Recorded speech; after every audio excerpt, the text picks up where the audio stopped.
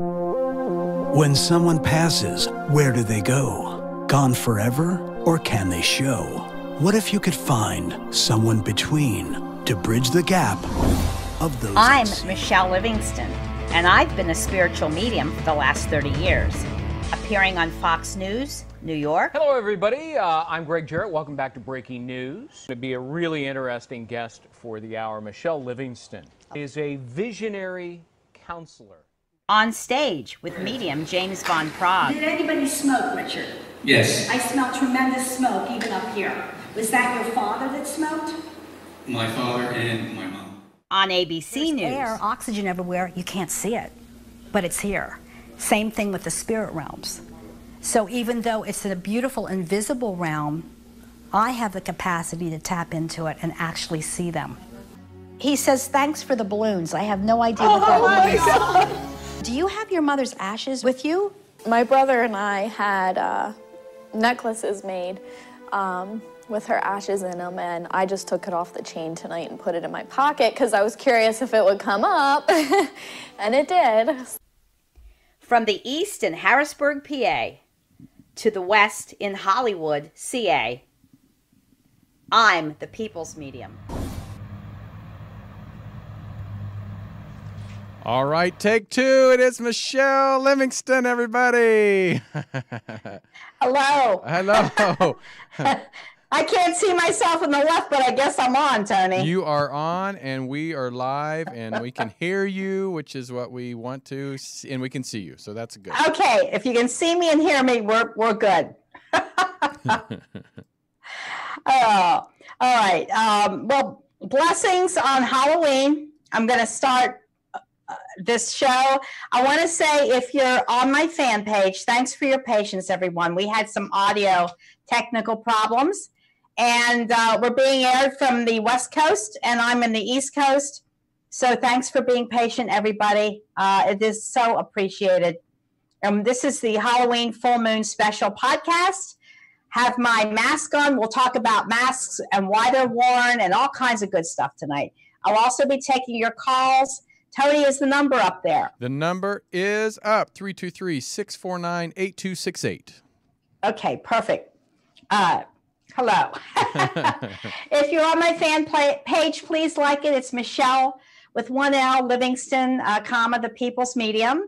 And I also have a YouTube channel, Michele Livingston's YouTube. So please subscribe to that. I'm on every couple weeks with a special of what you would like to hear. One show coming up is going to be orbs, which people wrote to me. They have many pictures of mist and orbs. The Akashic Records we're going to talk about. But tonight, wherever you're viewing, East Coast, West Coast, around the world, it's about Halloween. So let me just tell you right now, it's a full moon, and it's the 24th of October, and it's called the Hunter's Moon. It's the second full moon of autumn. The first full moon is the harvest moon of the autumn equinox. The second one is the one that is this evening, and it is beautiful. I just looked out the window. It's about 7:25 our time in the east, and it's a beautiful moon. Looks just this color, lovely. But the earliest term of Hunter's Moon was from the Native American Indian Algonquin tribe, and that was in the early 1700s. And they used that term after they did the crops and the harvest because they loved to do their hunting, and they had to do their hunting before winter. And they would hunt their deer and their fox. And so this is the proverbial Hunter's Moon tonight. And it is the one that's always in the middle of the lunar cycle. So I thought I would mention that, since of all the days of the month, it falls on the Hunter's Moon, my show. So thank you. I want to go into the origin of Halloween just briefly. And Tony, do you have any idea where Halloween started? I once somewhat did, so I'm curious. I'm curious. It wasn't a pagan holiday or something like that. It was a pagan holiday. Yay! Do I get a treat? You get a gold star, sweetheart. But actually, it started in Ireland. Oh. So I have friends in Ireland, Elizabeth, Anna, and Den and Ken. I hope you're watching. You said you were tonight. Yeah, Halloween started over 2,000 years ago. It was a Celtic tradition. And it started in the now country of Ireland. And also it was in the UK, United Kingdom, and in northern France. So it was called Samhain. And it's pronounced Samhain, but it's pronounced Samhain. And it was a celebration where everyone wore costumes. And they actually, at the time, 2,000 years ago, celebrated their New Year. And their New Year was November 1st. And it represented All Souls Day. In the Catholic tradition, it's called All Saints Day, All Souls Day, whatever. But yes, it celebrated the idea of the ones that are in heaven. And so Ireland, UK, and northern France, yeah, you started Halloween. But on Halloween, we all know that the veil does thin. And it's not quite October 31st. We know that right now. But the veil will be thinning. And what does that mean? Why do you say, well, what does that mean? It means that from the higher frequency of what we call the heavenly realms to the lower frequency of the earth plane, the in-between part, the frequencies tend to thin. So therefore, we're more in tune with the frequencies of heaven. We're also a little bit more in tune with the paranormal. And the paranormal is very different from the light of heaven, which I'll be talking about. You still hearing me, Tony? I'm here. I can hear you, and everybody else can too. Yay! Okay, we're on the go. I called the angels in tonight. They worked. It worked. So anyhow, this is very interesting. People wore masks, and I love this mask. I got this a couple years ago. I took a trip to southern France, in Monte Carlo, but I just love it, and I wear masks every Halloween. I don't go trick-or-treating anymore, too old for that, but I wear them to greet the trick-or-treaters. So you might say, well, where in the world did masks come from?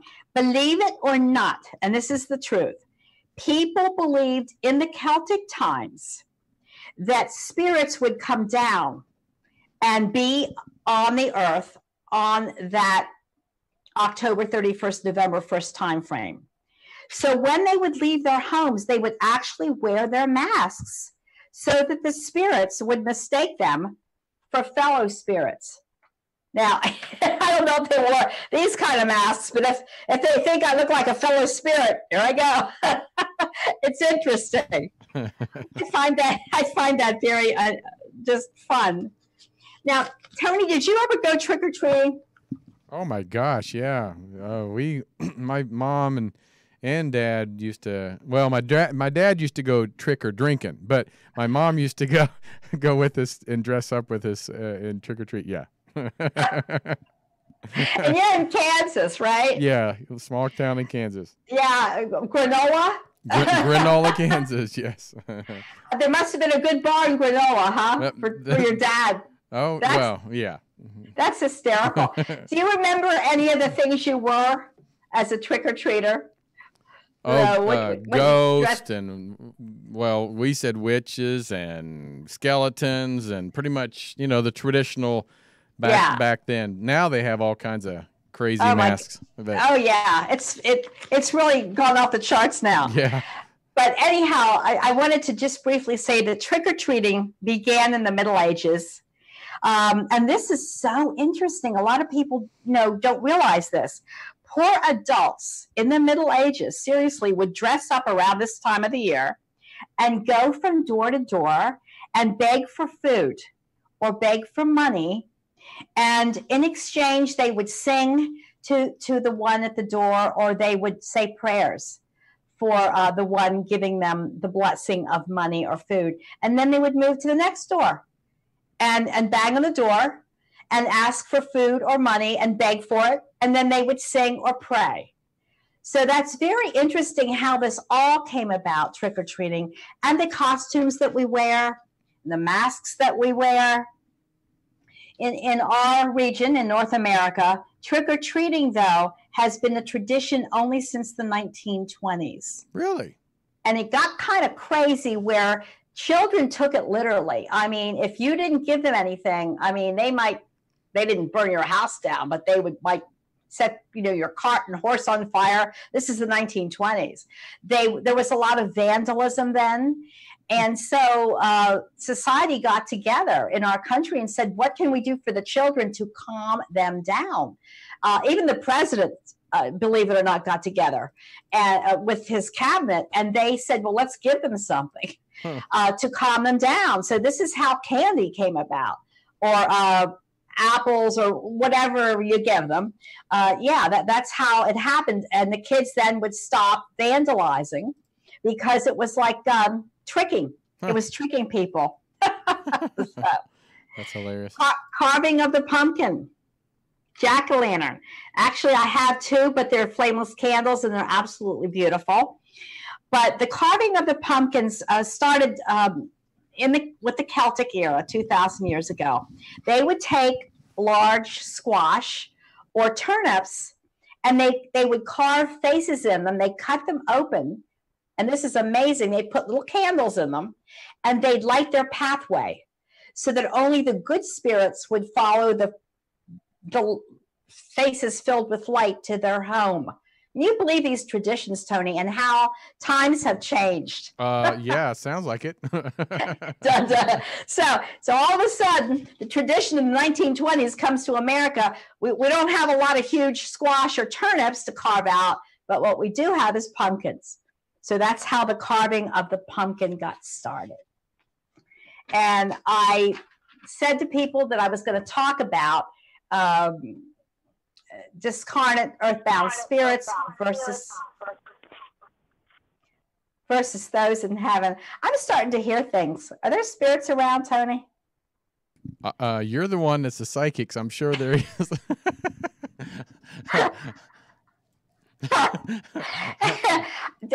Bear with us. Seriously, this might be my trick or treat night. I just feel like I'm being tricked. That's hilarious. All right. Now, what are earthbound spirits? And honestly, there are people viewing and listening that are saying, well, I know Michele Livingston is a medium, and she talks to the love and light in heaven. And heaven is a higher, faster frequency. We know that. And earth is a dense, lower frequency. So earthbound spirits would be those that have not made it to the light of heaven. And what are they? Well, they are discarnate spirits, and they have left their physical bodies, but maybe there are reasons that they're still earthbound. I've done this work 30 years, so I don't do paranormal. I don't work with the paranormal societies, but I know a lot about earthbound spirits. They don't know they're crossed. Okay. And the reason that they don't know they're crossed is sometimes, not all the time, so don't freak out, sometimes when there is a very quick accident, the soul is cast out of the body and gets a little bit confused. So think of the movie Ghost with Patrick Swayze. Heaven forbid he was murdered. If you've ever watched the movie Ghost, I love that, with Whoopi Goldberg and Patrick Swayze. He thought that he could still be seen and heard and felt. And Demi Moore was in that movie, and I love that movie. And the point of it all is he didn't even see the light yet because he was out of his body so quickly. Now, this doesn't mean that all people that are in tragic, quick accidents or murders or even suicides are earthbound. It doesn't mean that. It just means a percentage of them are still on earth. And they can see, feel, and hear. As I said, they don't realize actually they're past. And that's what's so amazing. They actually don't realize that the soul is up out of the body. And we've heard about the near-death experience where someone's on the operating table and literally they're 10 feet above their body looking down. And they're saying, my goodness, I can hear the doctors. I can see the machines. It's the same principle, only the cord is totally cut. When I say the cord, there is a cord from our solar plexus. It's called a silver umbilical cord. It's a soul cord to our light body, which is our soul. And when the cord snaps, our soul leaves our physical body. And I always make the analogy that the body is the car and the soul is the driver. So with the first breath, the soul enters the body and we take our breath of life, and that's it. And when we exit this earth plane, the same thing happens. The cord's cut, the light body exits, we rise above, but we still see ourselves. We still look very similar, only we are in a translucent, we have a translucent view of ourselves. So A is don't know we're crossed. Now B, which is very interesting, don't want to go to the light, fearful about the light. Why is that? Why would someone out of their body see a pinpoint of light, wherever the pinpoint of light is, and say, I don't know if I want to go there? Well, they've been indoctrinated, some people, with the fear of, oh boy, if I'm not perfect, if I'm not good, I just might burn in hell. So I don't know if I want to go that far. I don't know if I want to get there and then find out my fate. So some souls literally do not want to go, or they have a fear of that pinpoint of light, of going through the connecting portal, or I call it the tunnel. They're afraid of really what's going to happen to them. And that's only one example. It doesn't mean all souls go through this. It just means some of them. And then, see, when they leave their physical bodies, they want to cling to earth for a various number of reasons. And you might say, well, what are the reasons? Okay, addictions can be a reason that a soul may cling to the earth plane. Let me explain this. Souls like the feeling of the physical world. When we're out of our body, it takes us a while to adjust. The higher, faster frequency of heaven is lighter. We can fly, we can float, we have no density of the physical body, but we also, in a way, because there's no time over there, time is man-made, there's no time in heaven, we still may crave certain things on earth, which would be food, possibly alcohol, and possibly drugs. Really? Depending on. Pardon? Sorry, I was like, really? Oh, wow. Yeah. It's not a physical craving. It's a physiological craving, psychological craving. So let's just say an alcoholic, dyed-in-the-wool alcoholic, passes at the age of like 80 and has been drinking for 55 years. I don't know. What's that? 55, I don't know. Or 50 years, maybe 55. They are so used to numbing themselves. They're so used to the psychological and physiological feeling, not necessarily the physical, because we have no longer the physical body, but they miss that. So they may, a small percentage, hover around bars. They wait till someone passes out, blacks out, enters that person's body to get the feeling of the alcohol. So you need to be kind of careful, because you don't know if you black out who has been in you. That's crazy. I did not know that. That's interesting. No, it's not 110%. I'm not saying that, but it is a possibility. A lot of people that drink have mood swings. There's also discarnate spirits that can attach themselves to you. I call them Klingons. and this is not a Star Trek term. This is my term. There can be actually, seriously, Klingons that if you're inebriated, if you're under the influence of cocaine or heroin and you're up and high and everything, they can attach themselves to you or enter you to get the feeling of. Did you know that, Tony? I did not. I'm learning stuff today. Oh boy. And again, it's not across the board. It's really small percentages. And these are called discarnates. Now, discarnates are those that will attach or will try to enter the body to get the feeling of. So again, there are different reasons why souls don't go to the light, and they're called earthbound. Now, earthbound spirits can inhabit homes, They can walk along roads depending, let's just say they passed in a car accident and were cast out of their bodies so quickly that they might be waiting for the next car to come pick them up. They don't realize they're actually passed on. They haven't as yet seen the pinpoint of light, and they're kind of wandering up and down the road. They can inhabit anywhere, cities, battlefields. Here in Pennsylvania, we have the Gettysburg Battlefield, and there's a lot of paranormal activity. It's called white noise. And I have gone there. I've done some paranormal work. I try to get everyone that's earthbound to the light, though. So I don't make a great paranormal psychic detective. I wouldn't do great enough on a show because I'd say, please, you're dead, go to the light. Don't hang around here anymore. But I've seen Confederate and Yankee soldiers on the Gettysburg Battlefield when I've done paranormal work, a small percentage of it.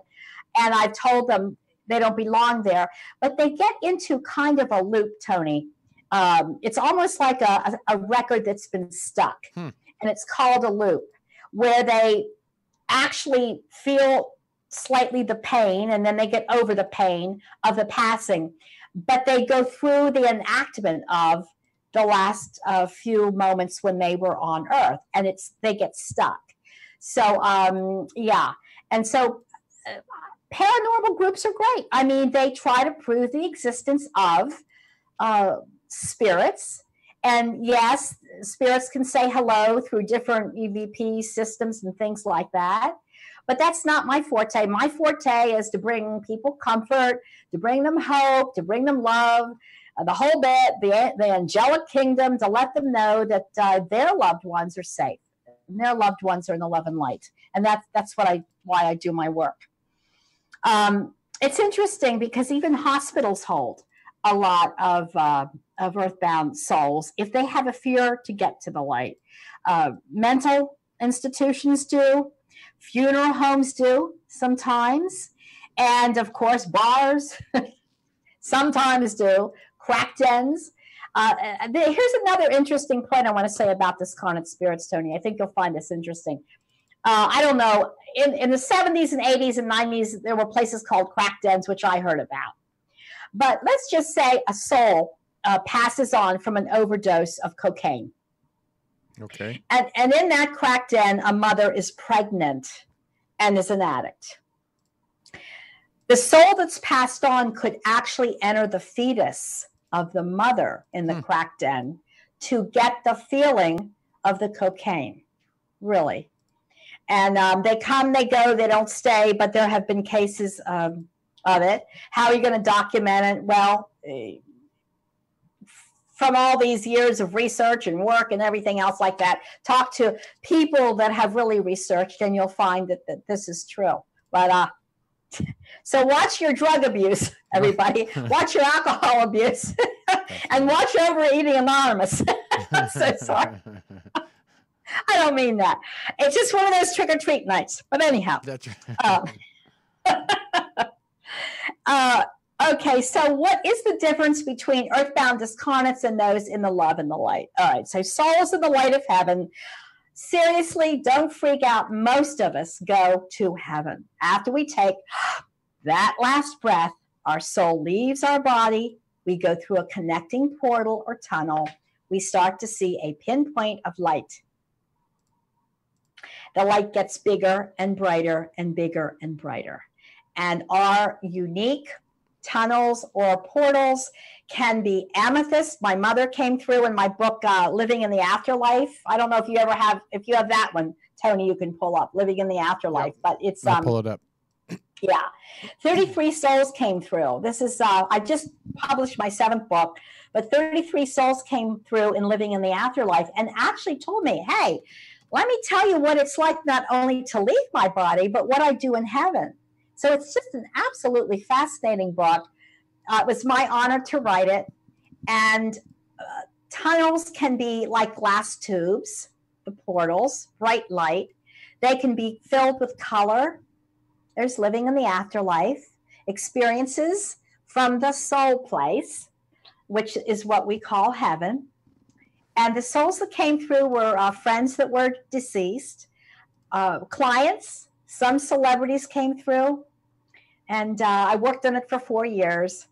But my mother's was amethyst purple. And as I said, some were glass tubes, bright, shining light. Other ones were emerald green. I have a very dear friend who had a near-death experience.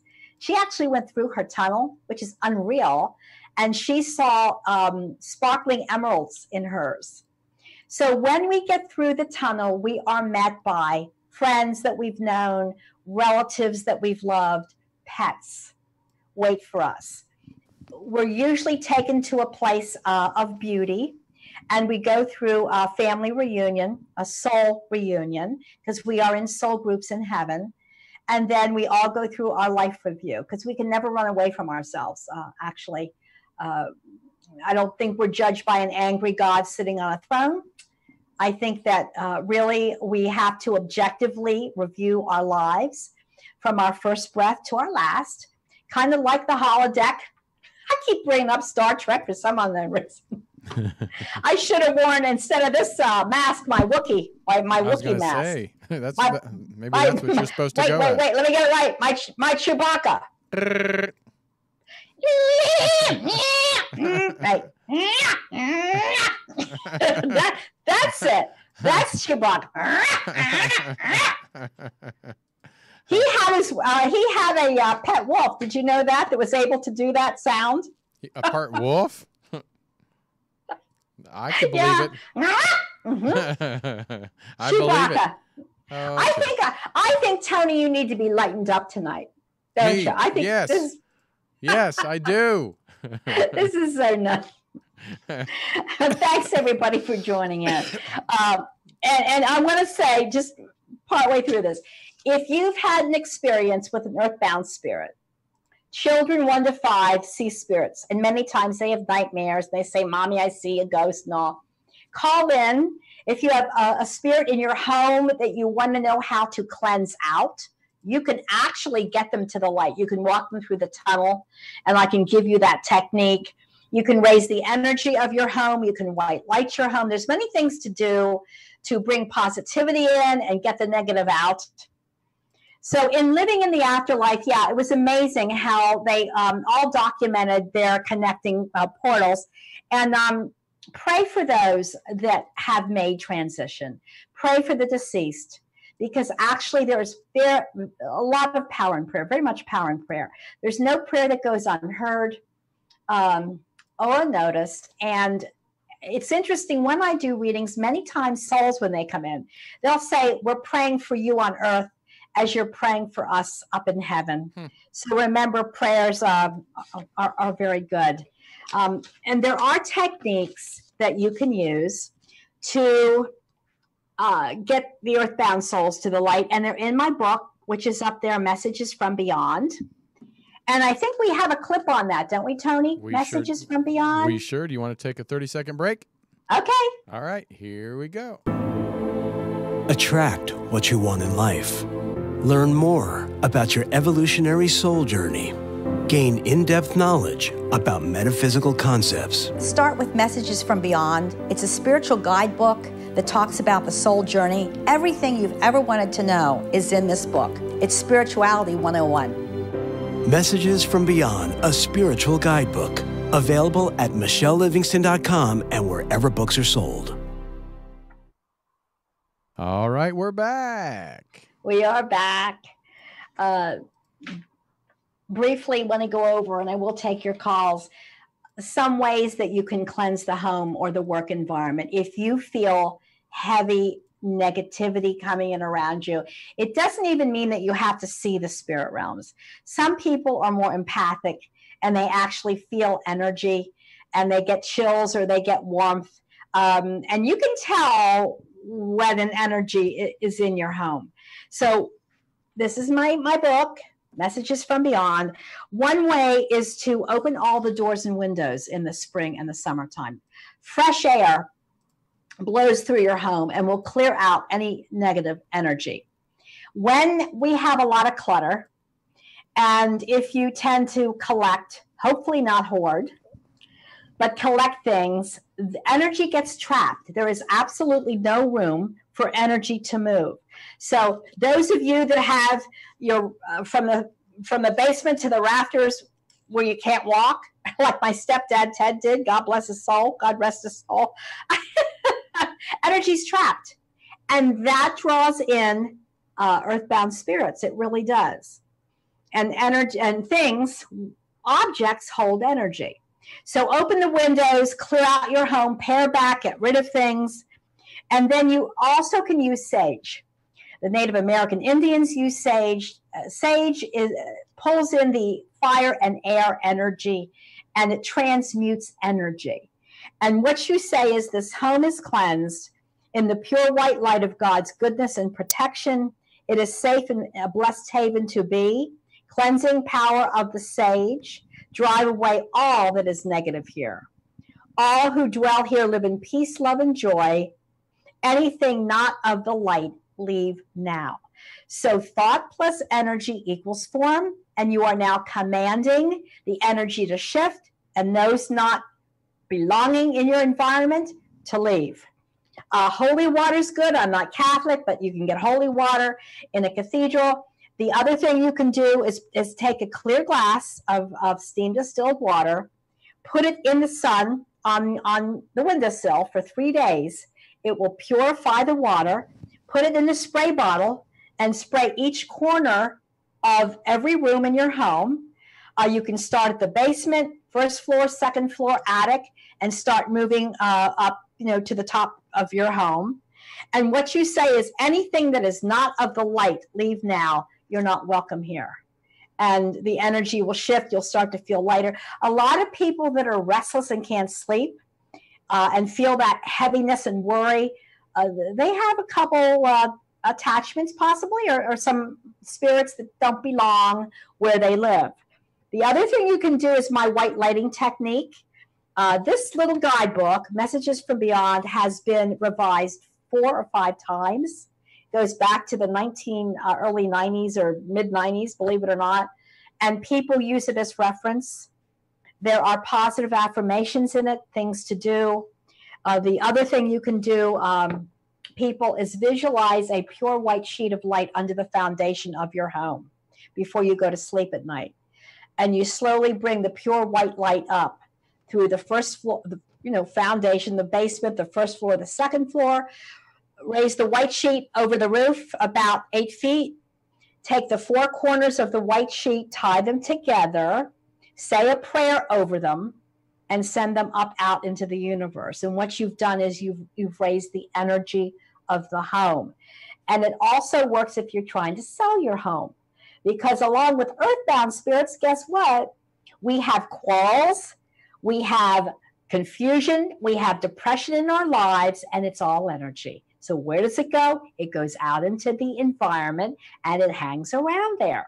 So if you're trying to sell your home and you can't sell it, memories might cling, negativity might be there, and the white lighting sheet technique will sell your home within a week or 2.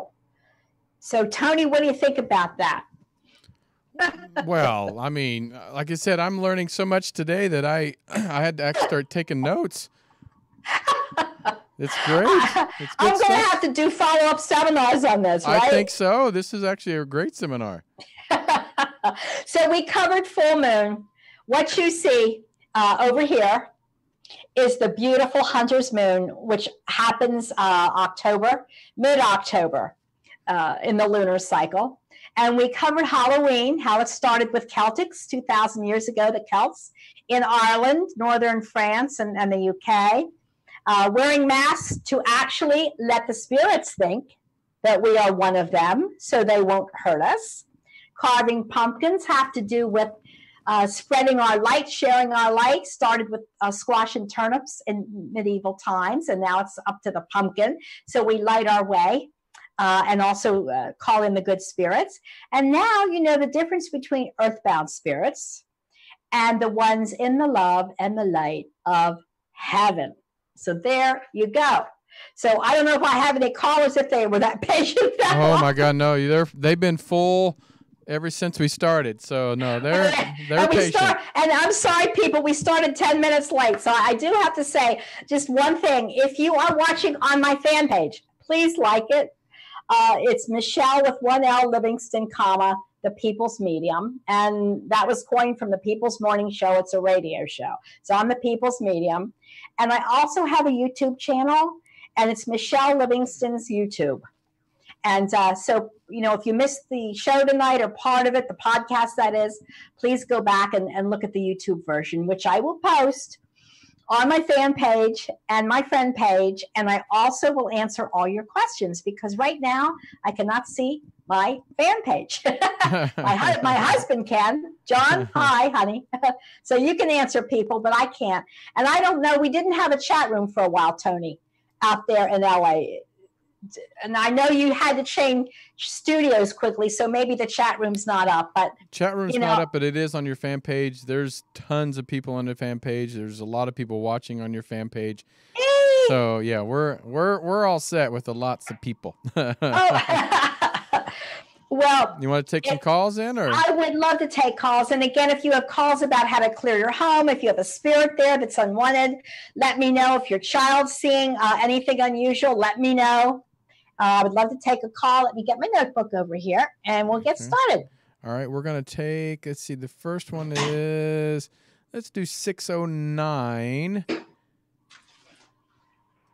Hello? Are you there?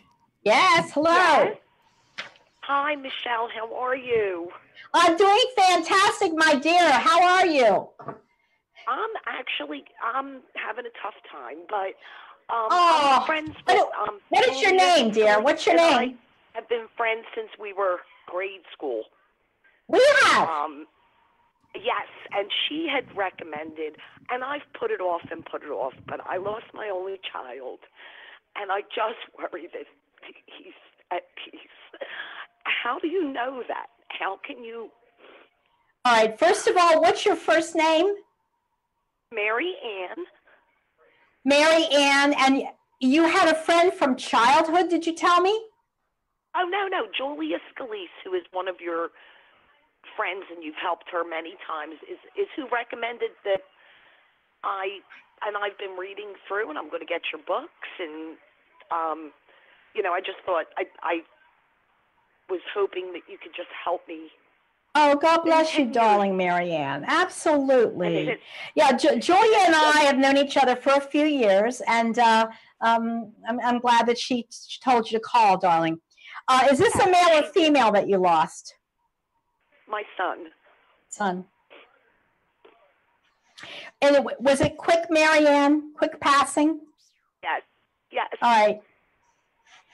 I have your son through, but he's also with a grandfather figure, darling. So I have to ask if your father's passed, Mary Ann. My father's there? Father. Your father's My father, dad? your paternal grandfather. My dad's dad? I never even met him, Michele. It doesn't matter. He sees and knows you. So he's passed, correct? Your paternal grandfather, Mary Ann. Yes, correct. All right. He is through. Then if your dad is passed away, is your dad passed? Yes. He's opening the door, my dear, for your daddy to come through.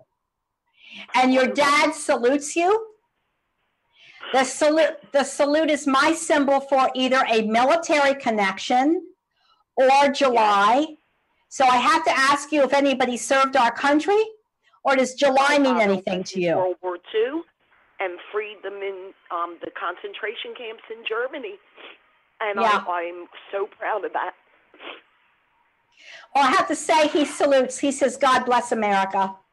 And he's very, very proud of you. You were a good mother. You carry a lot of guilt, my dear, with the passing of your son. Guilt. And you need to know that God will help you release the guilt, Mary Ann. Your son was a sensitive young man or boy. I feel like I'm falling forward with him, and I feel a little bit dizzy with your son. Was it an accident, Mary Ann, or how did he pass? No, he committed suicide. I thought so. I feel a little bit of conjecture or questioning after he passed. Someone told me that he came, it was a work person who would have no way of knowing certain things that were said. And she said, tell her I was sorry after I did it. And that haunts me every day. All right. Okay, your dad, who served in the military, is opening the door for your son to come through, Marianne. And he says, Mom, it's nothing that you did. He says, I had my own demons to bear. He says, I wanted my self-esteem to be up, and I was my own worst enemy. I also have to tell you that go ahead. He said that there was no one doing some of the bad things he did. He had a gambling issue. Yes, I know. Well, I know. Well, when I say that, I feel some form of addiction. But he said he had his own demons to bear. But Mary Ann, please believe me. I love him. I want him to know how deeply I miss him. He does know that. You did something of a memorial for him. Did you light candles, Mary Ann? I had 2 memorials for him. One in South Philly, where we're from, and one here at the Jersey Shore. Did you light candles for him? Yes, I have. Yeah, he was with you, he tells me, when you were lighting candles for him. And I do have to say he's made it to the light. And in this, he made it to the light. Yes. There is no condemnation with suicide. I please want you to listen to me right now. There's no condemnation. It is a choice. It's a choice. And he was met by your daddy and your grandfather and a grandmother. Now I see rosary beads. Is there Catholic in your family? My mother was the love of my son's life, and we just lost her May of 2016 at the age of 95. And it was as difficult as it is for me. I really think that my mother lost her will to live when he left.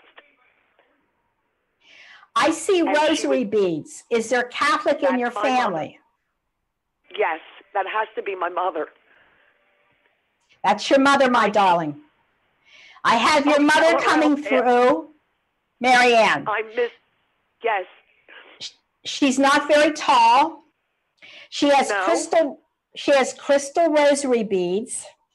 She's acknowledging your name, Mary and Ann. Is there a Catherine or another Mary or Anna somewhere? Well, she has a sister, Anna. My mom has a little younger. Her baby sister is Anna Marie. And yes. I just talked to my cousin, Denise, and, to check on the family. I'm trying to stay in touch with the family for my mom. Yes. Okay. Now, I miss her terribly also. Michelle, I feel very alone. I know you do, darling. Now, I want to get back to Anna. Anna is your mother's younger sister, and she's on Earth, correct? Yes, correct. Your son is acknowledging Aunt Ann, or Aunt Anna, your son. He's also acknowledging, or great aunt, he's also acknowledging your mother. And he's with your grandmother, darling. He's with your grandmother. I do have to say that. Grandma Patty, probably, my mother's mother, because we went there every Sunday. And it comforts me a little to know that he's with my parents. And he has a haircut. He got a haircut tonight. Oh, he used to blame me for he went bald really young, and he would shave his hair, and he's like, "This is your fault." I'm laughing now because I remember going, I think it's your father's side. Yeah. But he has longer hair, but he got it cut. I guess it's a joke.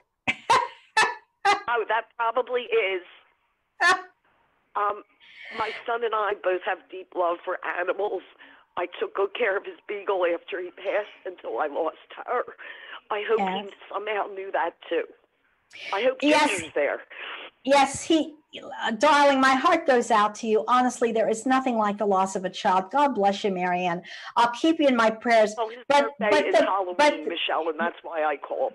There are daisies here. And I lost him at 29. Yeah, and I want to tell you there are daisies here. Daisy. So daisies could be the name of something, or daisies are just hardy, strong flowers. So on the one hand, your son has daisies. On the other hand, he has roses. And he wants to give them both to you. One of the last things he said to me on Christmas Day was that he was proud of how hard I worked all my life. And yes. I take such comfort in that, Michelle. I do. I'm going to retire this year. I want him to know. Does he know? Absolutely. And over and above the name of Rose or the name of Daisy, there might be another Rose in family or Rosa. But I have to move on, Marianne. I want to say dog that I just lost a few years ago, a little Chihuahua. Would that possibly be who he's with? Well, what was the name? How would that connect? Rosa was just a dog that I rescued, and yes. That's it, honey. Because Rose is a name, or Rosa. Yes. Mm-hmm. So he's with his beagle. His beagle's there. Yes, and we're on a delay, Marianne. So I'm sorry I'm talking over you, but there is a delay, and we got a late start. So just let me sum this up, precious. I want you to just to listen. Just listen to me. Okay. I have your paternal grandfather through that opened the door for your daddy to come through. There's a name like Joe, John, or James somewhere. Okay. Okay. In your family.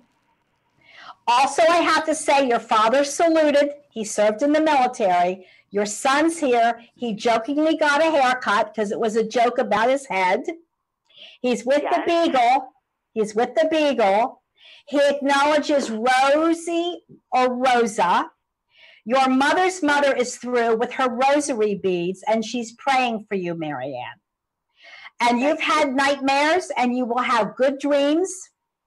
God is with you. And the name of Michael is also mentioned. So just watch for the name of Michael. All right? Would you please? Sure. Michelle, thank you so much. It means so much to know he's all right. And I need to move on. Also, I'm not Catholic, but Archangel Michael. Archangel Michael is being mentioned. So if you don't know a Michael, I'm going to say the angel, Archangel Michael's around you. God bless you, precious. Have a wonderful evening. My heart goes out. You're in my prayers, Marianne. God bless. Thank you for finding Vincent. Bye-bye. All right. Shall we move on to another one? Let's do another one. Okay, here we go. 772. Hi, you're live on air with Michele Livingston. Go ahead and say what your name is and where you're calling from. 772. Hi, you're live on air with Michele Livingston. Hello. Go ahead and say Are you there? If you can turn that down, we'll. Hello. There you go. Hello. Hello. Okay. My husband died 3 years ago. Turn your volume down, dear. There you go. Can you hear me? Yes. Yes. My name is Barbara, and my husband died 3 years ago.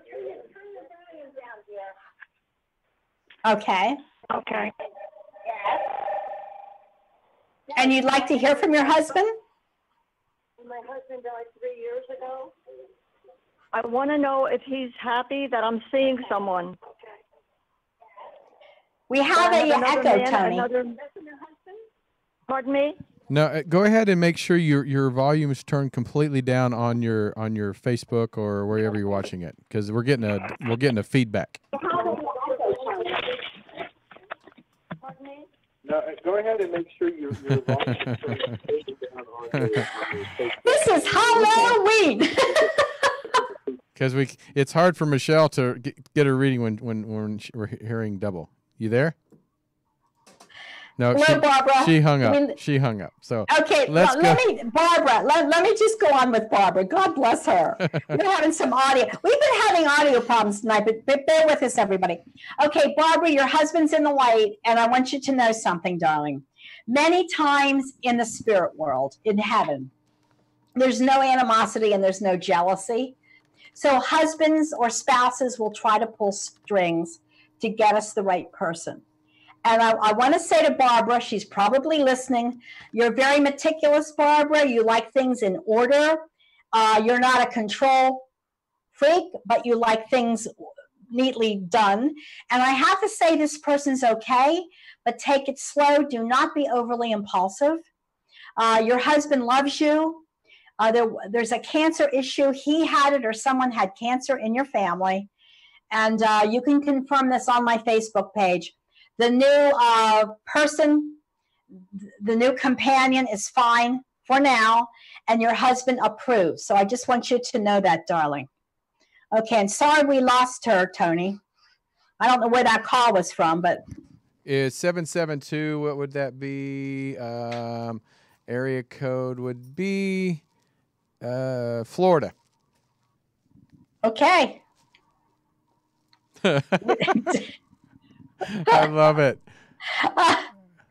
Always try to look behind the mask, everybody. Have the discernment to not read the book by its cover. That's hilarious. Oh, my goodness. Well, can we take one more just to... Yes. Oh, because we got a late start. Yes, we did. We did. So let's get another one in here. Let's go ahead and do a 6... where'd it go? Oh, 610. So 610. Here we go. All right, 610, you're live on the air with Michele Livingston. Who's this? Hello? Hello? There you are. Hello? That was me. Oh, I was like, I heard him. All right, let's try 48484. 484, you there? Hi. There you go. Yes, hi. Hello, dear. Who's this? Hi, my name is Mary. Hello, Mary. What's your question? Well, I don't know. I've lost a lot of family members, and one of their anniversaries of passing is actually tomorrow, and I don't know. Mary, have you lost your mother? Yes. Your mother is coming through for you right now. And I need to ask you who may have had cancer. It may not have been your mother. She could be with someone that had cancer. Yes, she did. Oh, she did. Because when she steps in on the left, the cancer symbol comes up next to her. And that either means she had it or someone she's with had it. Now, she's free from pain, Mary. She puts her hand on her chest and her abdomen. So the cancer started at one point and was starting to travel through the body. Please keep up with mammograms, Mary. Your mother wants you to do that. She has a beautiful shade of aqua, blue, but it has pink light around it. I love your mother. Your mother's a good soul. Mother's a good person. She tells me you'll always be her little girl. You'll always be her little girl, her little baby Mary. She holds up 3 fingers. Do you have siblings, Mary? Yes, I do. I have one. I have a sister. All right. She extends love to your sister, to you, and who has the daughter? Do you have a daughter, or does your sibling have a daughter? No. Neither of us have a daughter, but I have a son. Do you have a granddaughter? She extends love to 3 girls, unless she lost one.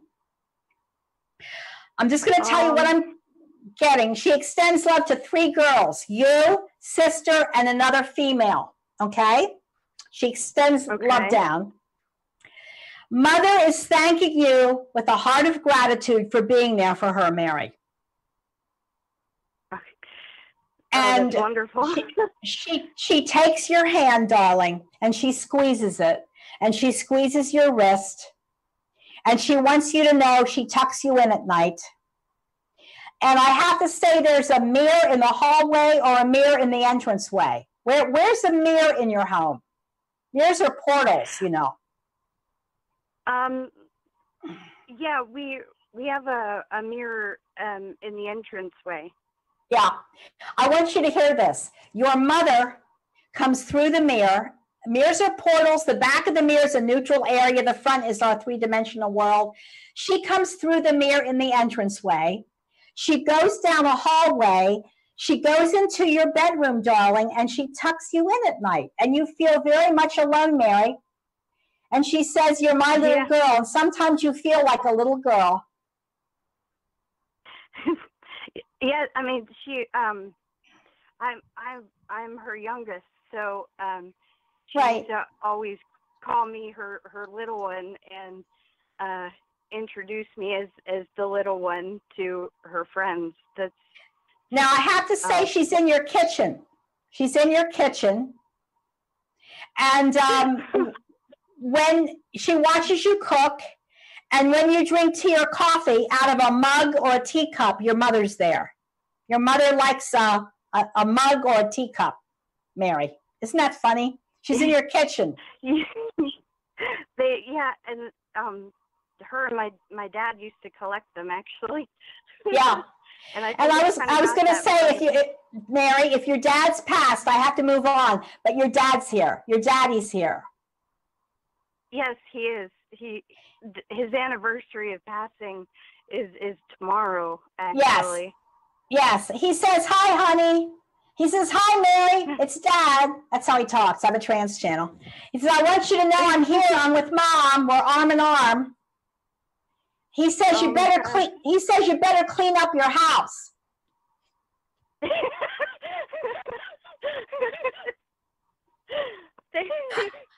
I'm sorry. Yes. I'm sorry. No, I was always, that's actually very true. I was always the messier person in our house. I'm sorry, darling. No, he loves you very much, but he was a jokester. I mean, it's just his personality. He liked to eat. Your dad liked to eat. Yeah. Soul of the earth kind of guy. And they were very much in love, your parents. And I'm so glad they both came through for you, sweetie pie. And Mary, where are you calling from? Where are you calling from, hon? I'm calling from the Lebanon area, and I love you. I listen to you on 105.7 every time that you come on. Yes, the People's Morning Show. For sure. Yeah. Well, thank you so much for calling. God bless you, darling. I'm so glad you got through tonight. And thanks for being patient, and like my fan page. If you haven't liked it, Mary, please like my fan page, okay? Absolutely. Thank you so much.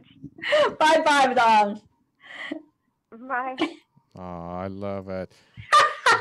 When your dad comes to and says, you better clean up your messy house, that's pretty funny. That is funny, and that would be probably mine. I'm going to say, Tony, this night is totally for the books. Now, it's 8:15 here in the East. Right. I don't know what time do you have, 6 or 5? It's 5:17, yes.